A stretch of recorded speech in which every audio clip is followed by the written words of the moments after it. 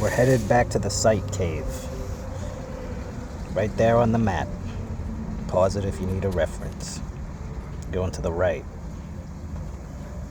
This is pretty much it. We're headed to the Junis Ministry now, and we're going to wrap this thing up. Nice 10-part series. I like the number. Having the double jump is nice here.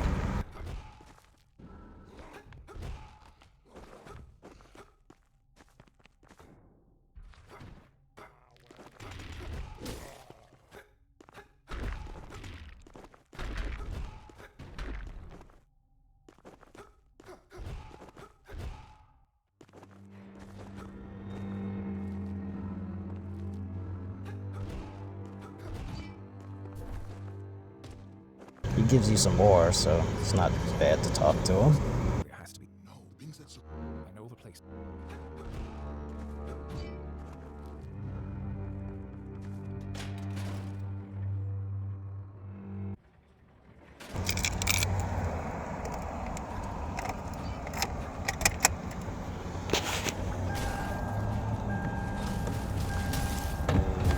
These guys are just regular enemies now, Mr. McShielder.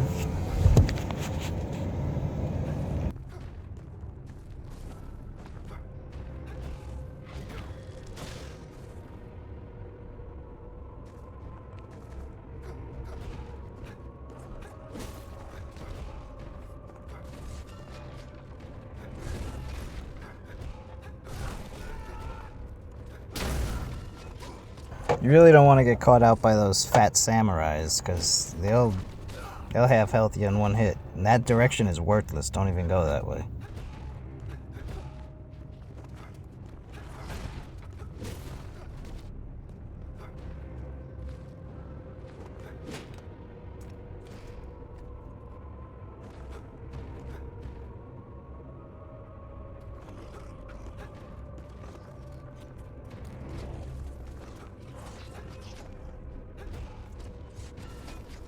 Yep, we're just gonna go to that door that we gained access to. Don't bother going down there. Just head on to your right. It's just a healing injection, and it's a lot of work to get to it. It's not worth it. If you need them that bad, buy them from Annabelle.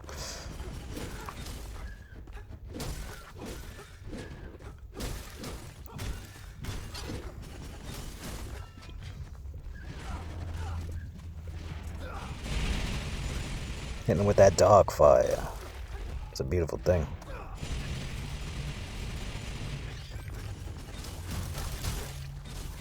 The Dark Knight has come full circle.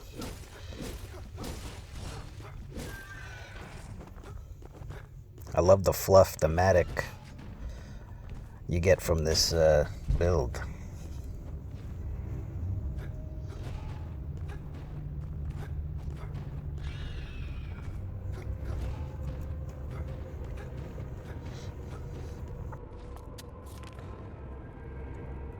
You know me, I always got to go back and upgrade, and you could too, but I'm not going to keep showing it because it's repetitive and annoying. I think that's a healing injection, but you don't want to go up there otherwise.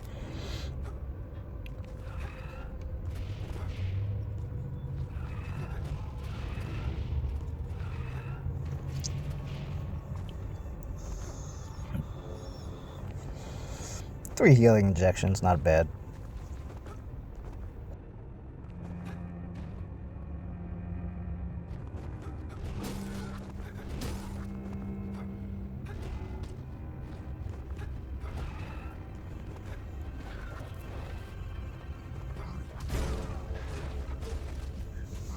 It's going to be a switch at the end of this room. The first time I played this, I completely missed that and was lost for like 2 hours, so don't overlook it.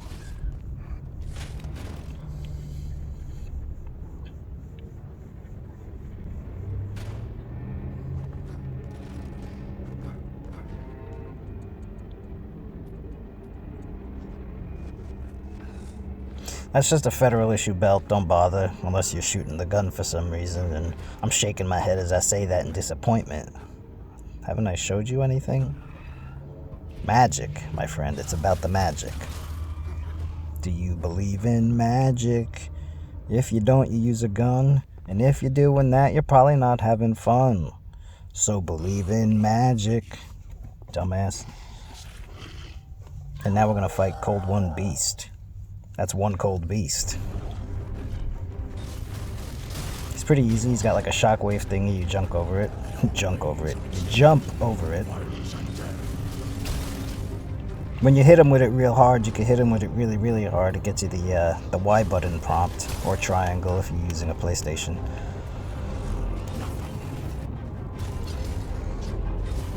A lot of dodging, all this stuff kind of carries over from earlier boss fights. He's gonna swipe left, you dodge into him, and when you get behind him, he's gonna swipe behind him. So and then he's gonna do that big stomp. So be ready to double jump over that fire.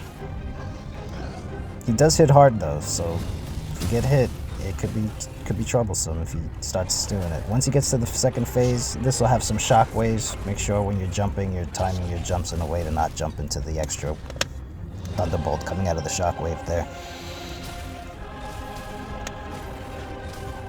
But other than that, pretty simple.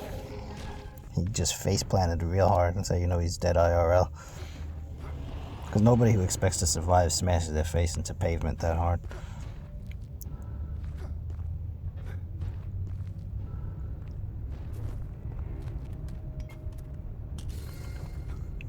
And it's just boss after boss. It's back to Lee. I don't know how she came back, but she's back.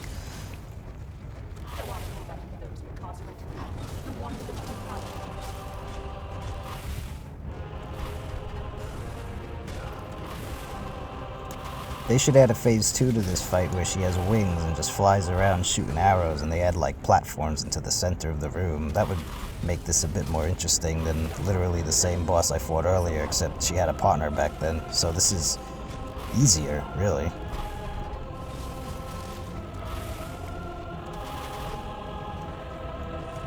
Well, I guess there's this part. This is technically the second phase. She gets some dark damage, and she adds those little tornadoes to the edges of the map, which are actually pretty annoying, especially when she pairs it with the dark traps that she lays on the ground. Makes it kind of hard to approach her, which I guess is the whole point of her strategy. Makes sense as a ranger archetype. So you just kind of wait out the traps and then keep hitting her. I guess you could also throw a spell at her if you got the time to go through the animation. The time and the cajones. Like, yeah, instead of standing there looking at her like that, I guess you could be throwing something at her. Matter of fact, maybe this is a good fight to equip any bombs you've picked up during the game, because it seems like a good time to get some range in.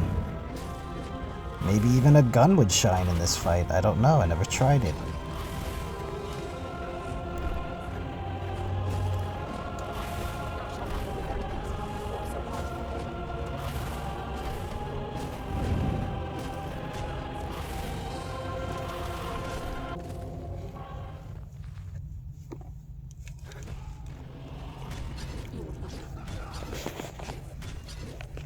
Just open the door and shut your mouth. Please make this skippable in a future patch. You fuck. Shut the fuck up. It's gonna be a closed casket funeral.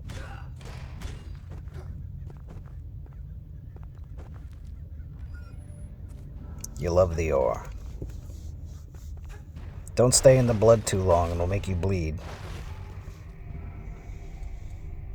Now, I have the bleeding charm, but you won't have it. But I was all over the place and finding random things, but even though I did that, you won't do that.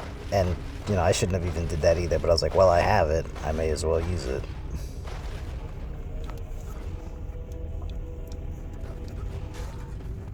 Useless note, some XP boxes, temp save.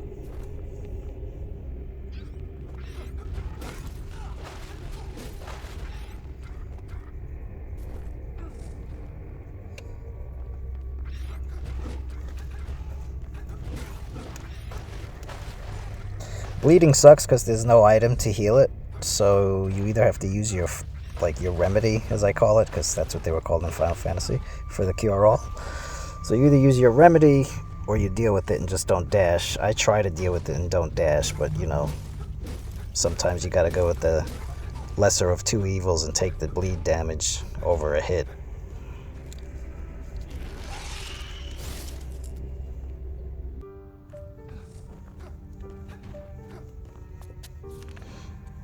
Now, yeah, I went back and, as you can see, I used up some souls. This here is a good grinding area. I'm gonna demo it real quick. I use, I think I never actually counted how many I get, but it's somewhere between 15 and 20k, I think. Let's look. I gotta start with 31k.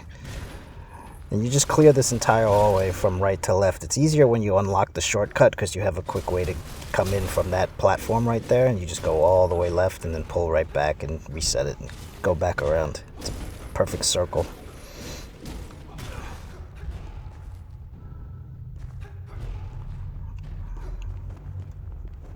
Yeah, see, if I wasn't demoing this little route for this grind route, I would have went up the chandelier, but I was like, oh wait, I got the essence on. The frozen axe it does God's work, honestly. The ethereal greatsword is also really good.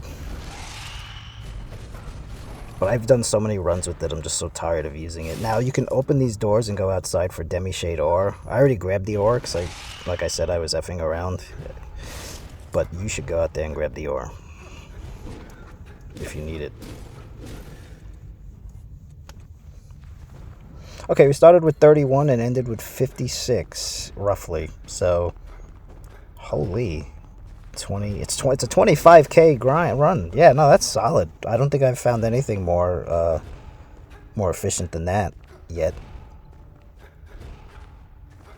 Now we're gonna do the puzzles, if you want to call them that. You just gotta kill some priests to open up a door.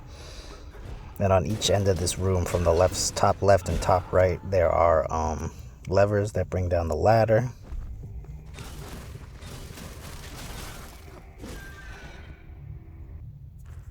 That's always a cheap way to heal, you know, go into a different room, because monsters only reset on save, so.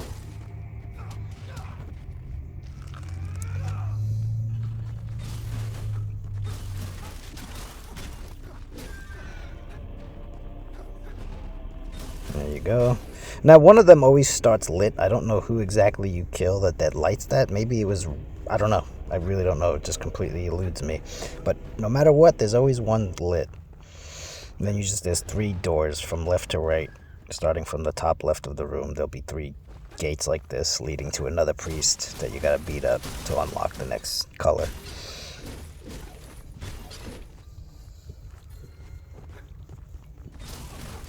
It's a pretty simple area.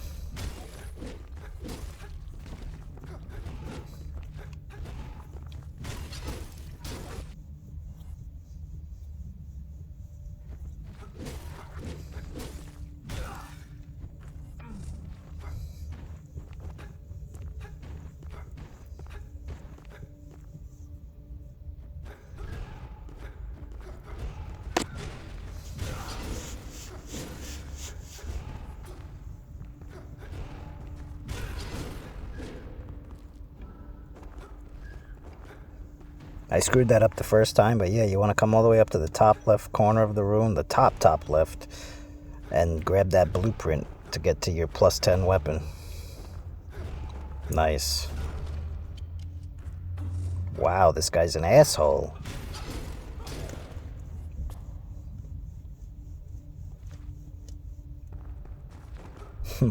That's me holding the ink. See, I was holding left, and you just walk right back. It's so annoying.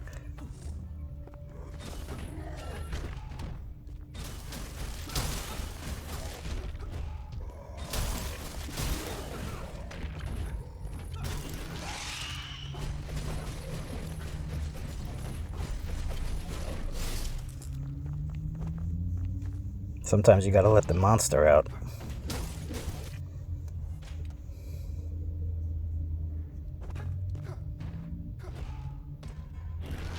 In reality, you should probably be using this as a way to move quicker at like all times that you're able, but I don't, just because I kind of forget, and also I don't really know where I'm going in confidence, so I'd rather take it slow. But believe me, moving forward, I'm going to try to do that more often. Dang. Makes me think getting the form liturgical pass early is more important, but I don't know.